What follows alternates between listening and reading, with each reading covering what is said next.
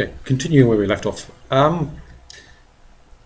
We don't, unlike, let's say, within Islam, within Judaism, within Christianity and so on, within the various pagan religions, we don't really have singular figures we can track stories back to and say this account of a deity was revealed to this particular person, this great prophet, this great figure, and they were the ones who passed the story on.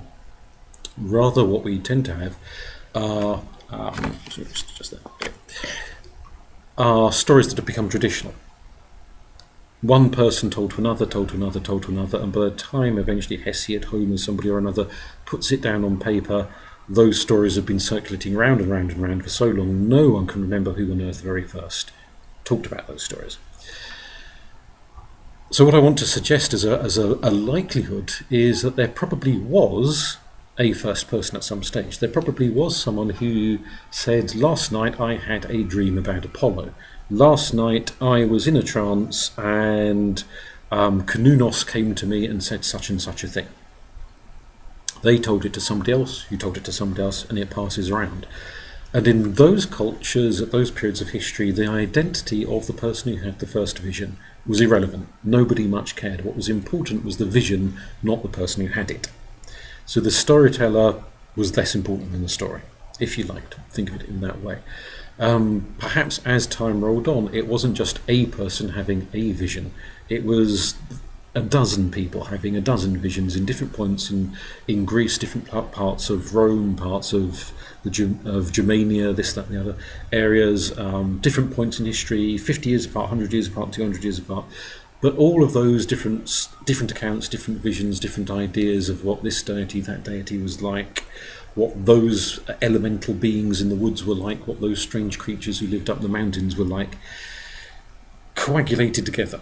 And so what you end up with is 30 different stories from 30 different people who've been annotated by 1,000 more people who've added a bit here, added a bit there, that gradually come together and you get a general view, a set of stories about this deity, that deity, some other deity, or the spirits in the woods, or the creatures in the ocean, or whatever it may be.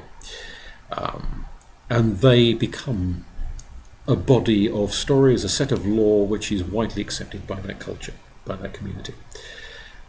In that vein, when you've got Autostones which are nothing but a name of a largely forgotten, largely now unknown deity, we can repeat history in the sense that just as once there was somebody somewhere having a vision, having a dream, having an experience and recounting it, so nowadays any one of us potentially could have a vision, a dream, an experience where we wake up having had a profound sense of that deity, a dream about them, a visionary experience about them, and we recount that to somebody else. I saw Minerva and she said this, this, this and this to me, and these are the things that happened in my dreams.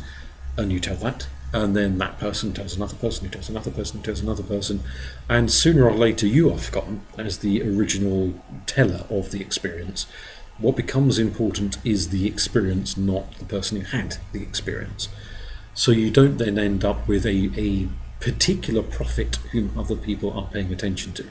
What you have are a set of visionary experiences that people pay attention to, which perhaps you could argue is to some extent one of the distinctions between many forms of monotheism and most forms of polytheism, is it's more centered on the experience, less on the person who had the experience. So we can recreate, so you could find again the stories of Abendinus, the stories of Calirius, the stories of 101 other figures whose names have survived the passage of time, but whose stories have not. Those stories could be retold. In other words, if Calirius told his story to some Iron Age druid 2,500 years ago, is there a reason why Calirius couldn't tell his story in a dream, a vision, or what have you, to a 21st century pagan, who could hear that same story again, or at least something similar to it, and tell it again? And it will become a part of renewed folklore, renewed mythology. What we have to do is listen, make contact, say, I am interested in your story, I want to know, I will sit and listen. Here I am, tell me if you want to tell me. and then it emerges into a new form of spiritual understanding. I think that's perfectly possible. There are certainly barriers to it in that we've often become quite a distrustful bunch, and we are very questioning of who has had this vision. Are they reliable? Are they balmy? Are they making it up as they go along? Are they this? Are they that? Are they something else? So some things have changed, and maybe we don't relate to one another in quite the way that people 2,000, 3,000 or longer years ago would have related to one another. Maybe that's as a result of changing cultures, maybe it's various other factors. But if we can get beyond that mistrust of other people and the possibility that they may be unreliable bearers of tales, then we can open ourselves up to listening to new stories, and listening not only to the new stories we experience ourselves through dreams, visions, what have you, but listening to the stories that other people have experienced.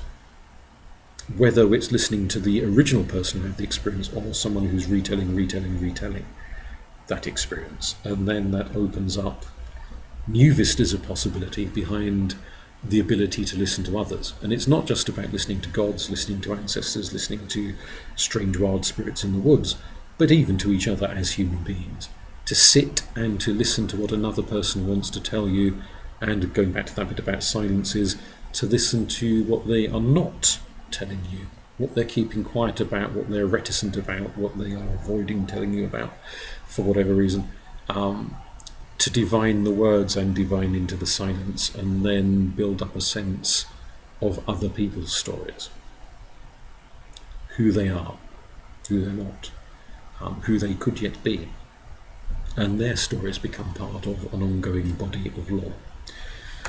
But I think that's quite enough waffle, and I've got a train to catch, so hopefully that will suffice for now. Thank you.